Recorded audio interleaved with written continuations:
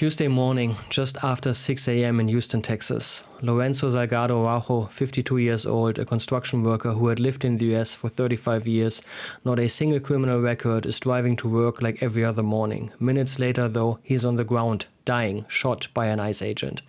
ICE says self-defense. His family says he didn't even know who was following him. The agents were in unmarked SUVs. And here's the thing, to this day, there's no video backing up the ICE version. But the agency is refusing to even release the name of the agent who pulled the trigger in this event. What really happened in Houston and why this story, unfortunately, follows a familiar pattern, that's what we're looking at today.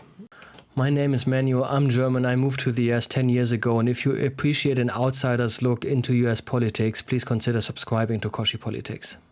Yeah, before we dive into the footage, let's start here. I saw that post from Joshua that I found really fitting, so I'm going to start with that.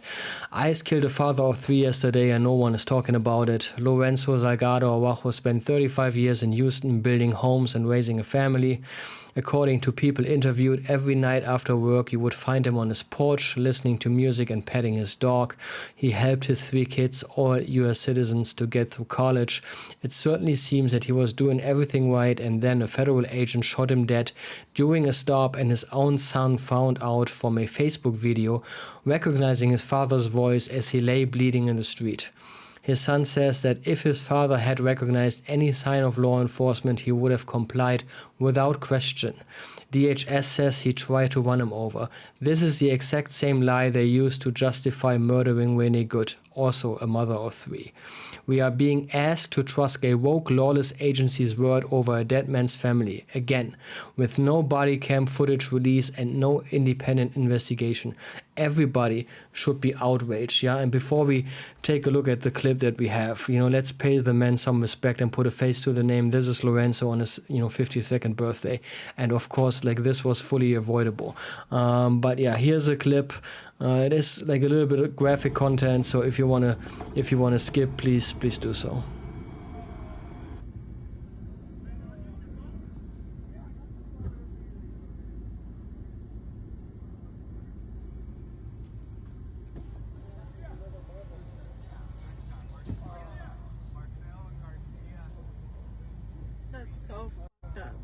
So Lorenzo's son said he learned that his father was fatally shot via Facebook.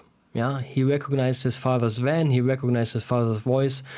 DHS is saying this was a targeted operation, so they know who Lorenzo were, why they stopped his car, rather than just, meeting him at home is a different story altogether. We're going to get into that a little bit later.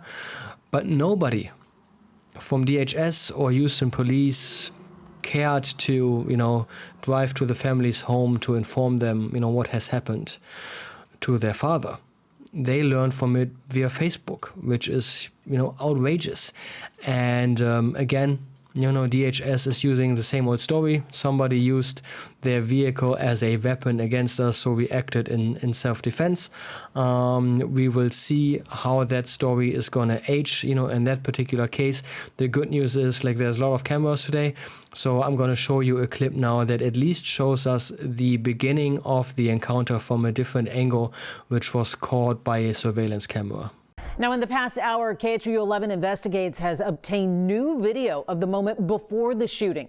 This is from a different angle taken by a security camera at a nearby business. Let's get straight to investigative reporter Jeremy Rogowski with what it shows. Jeremy? Yeah, Mia, let's first set the scene on Canal Street in Magnolia Park. The white van driven by Salgado and the unmarked ICE vehicle ended up right about here, just east of Wayside Drive.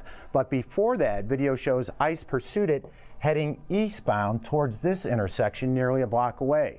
Now, if you look closely through the trees, you can see the white van followed by the ICE agents in a dark SUV. You could see it coming across the screen.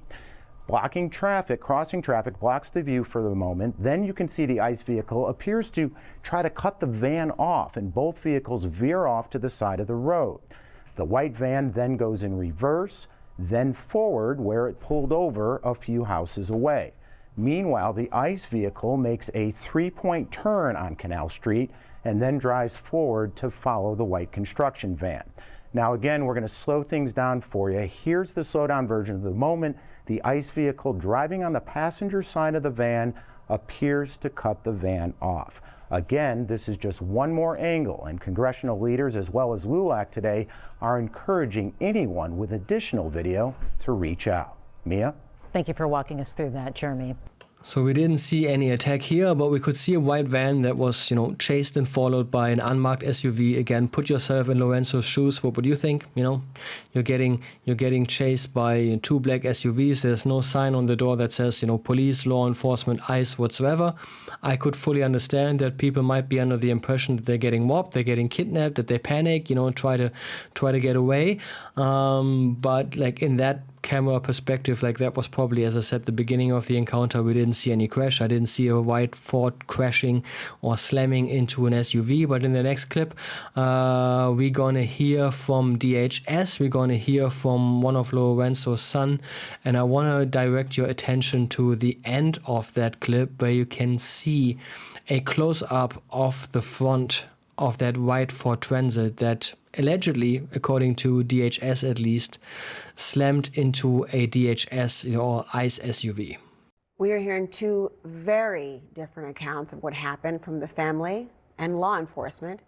ICE says they were conducting a traffic stop as part of a targeted operation. The agency also says he was living in the United States without legal permission and that this was a clear case of self-defense. ICE has said in a statement he rammed an ICE law enforcement vehicle, refused to follow multiple verbal commands, and weaponized his vehicle in an attempt to run over an ICE law enforcement officer, resulting in our officer firing his weapon in self-defense. Now, the family disputes that. They say he was on his way to work with his crew and that he was afraid when he saw unmarked vehicles approach him. My father was being followed by two unmarked cars. Had my father seen an emblem of ICE or an emblem that says anything about law enforcement agency, my father would have complied, he would have stopped, he would have not ran away because he feared for his life. ICE tells CNN the shooting is being investigated by the Office of the Inspector General at DHS. Joining me now is attorney and former acting ICE director under President Obama, John Sandweg. John, thank you for being here. It's just heartbreaking to hear his son's description. The victim's family, not at all buying ICE's explanation. How much has trust in the DHS eroded because of how it has responded to the killings of Renee Good, Alex Preddy, and others? Tons, Laura, really. I mean, just tons, right? I mean, look, once again, here we are again. And it feels to me a little bit like DHS didn't necessarily learn the lessons of Minnesota. That statement has a lot of echoes of what was said after Alex Preddy's death and after Renee Good's death, right? Where there are conclusions being drawn prior to an investigation being concluded.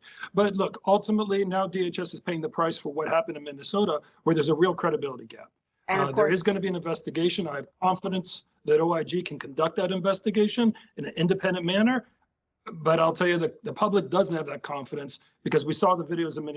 I don't claim to be an auto mechanic, but what I do know is they don't build cars anymore as they used to, which is probably good in terms of weight and fuel consumption.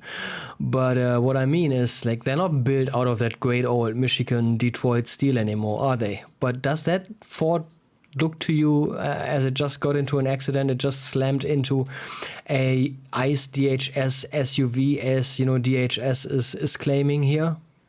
It looks fine to me. I don't see any major damage in that Ford whatsoever. So I'm not buying the story that, that car just slammed into an SUV and then tried to run an ICE agent over. And that's why that agent acted in self-defense and had to, shoot Lorenzo. And what really bothers me after all that we learned, from Renee Good, from Alex Preddy, from all the riots that we had in Minnesota, like, it would be good for DHS just to take a step back and before they go into the offensive and say, like, wow, we acted in self-defense, the guy tried to run us over, like, we did what we had to do. You could just calm the situation down and say, unfortunately, somebody died, at the hands of an ICE agent today. We don't know fully, what happened yet. We have to do a thorough investigation. And as soon as we know what happened, we will be fully transparent, with the public and share all that information with you. That's all you have to do.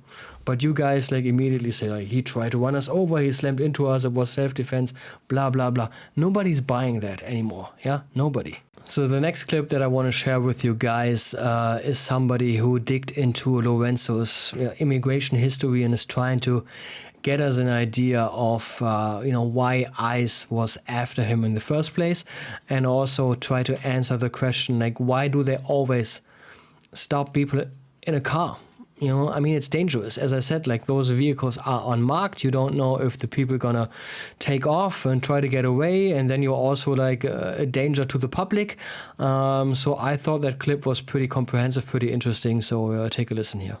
Potential immigration history and why ICE didn't just pick him up at the I'm going to talk about Lorenzo Salgado Araujo, his potential immigration history and why ICE didn't just pick him up at his house. So today, ICE unalived another person. This is Lorenzo Salgado Araujo. He had been in the country for 35 years. He has 3 U.S. citizen children who are all college graduates, and he was correcting his immigration status. Now, it's impossible for me to know his full immigration history. I'm not his lawyer, but I did watch the press conference and I read as many articles as I could, and this is my best guess as to what his immigration process was.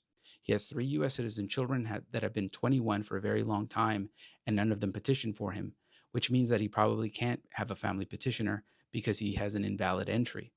The only avenue that I can see, and the one that actually makes sense given the son saying that they had waited for 18 months to get a work authorization document, that this process started 18 months ago, is a U visa. More than likely, he was the victim of a crime inside the United States, and he suffered extreme physical harm or extreme mental trauma that is a component of a U visa. He assisted law enforcement. Now, for 18 months, he waited on that U visa application, and he was about to end the first stage of it and get work authorization. But because he had filed, he informed the U.S. government that he was outside of status and thus could be placed in removal proceedings and be detained while his proceedings were pending. ICE is taking advantage of those opportunities right now. So what they could have done is they could have given him a notice and told him to appear at an ICE field office and arrested him there if they wanted to do that. Or they could have just shown up at his house with an administrative warrant early in the morning. According to his son, he leaves at 5 a.m. every day to work. All they had to do was show up early and pick him up. Instead, they let him get into a car because, I believe, at a certain point they found out that he was a construction worker. That means that he had friends who were construction workers who were probably undocumented. They allowed him to get into his car and pick up his friends because they wanted to catch his friends too. They saw this as an opportunity to get collateral arrests. That's why they let him get into his car. That's why with 3 other individuals that were also detained when they picked him up and unalived him. He had been here for 35 years. He had a pathway to a green card. He was finishing that pathway. In any other administration, he would have been allowed to finish that pathway. And even if he had gone to immigration court, a judge would have dismissed the case, or a decent lawyer would have gotten administrative closure, and they would have continued at USCIS. But instead, they were going to price him out of the relief that he earned. And it wasn't enough just to price him out. They had to get his friends too, and they risked your safety because they allowed him to get into a car.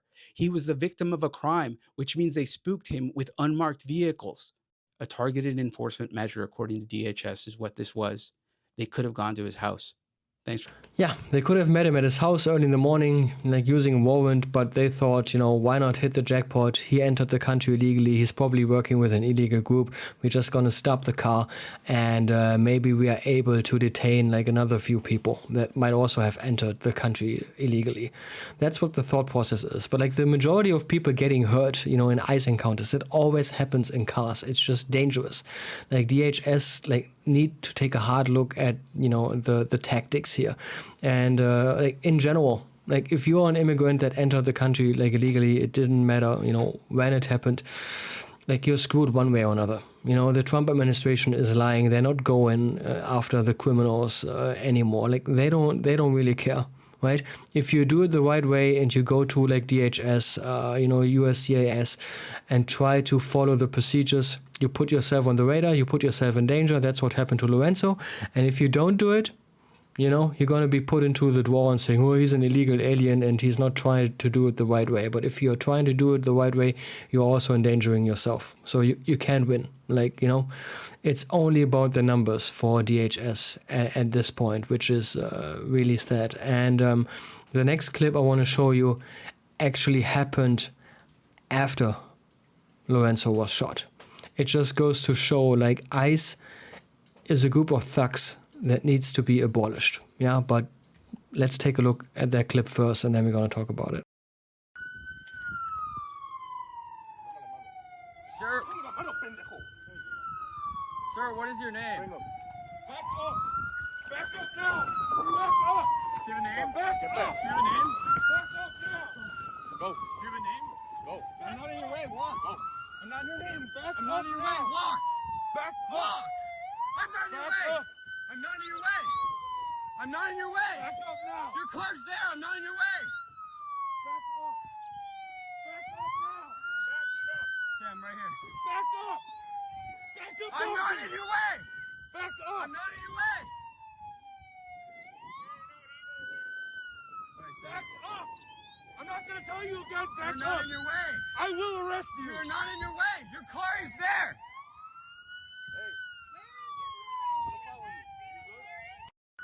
They have him in custody. His hands are behind his back. He's in cuffs. And what are they doing? They take his head and slam it into the stone.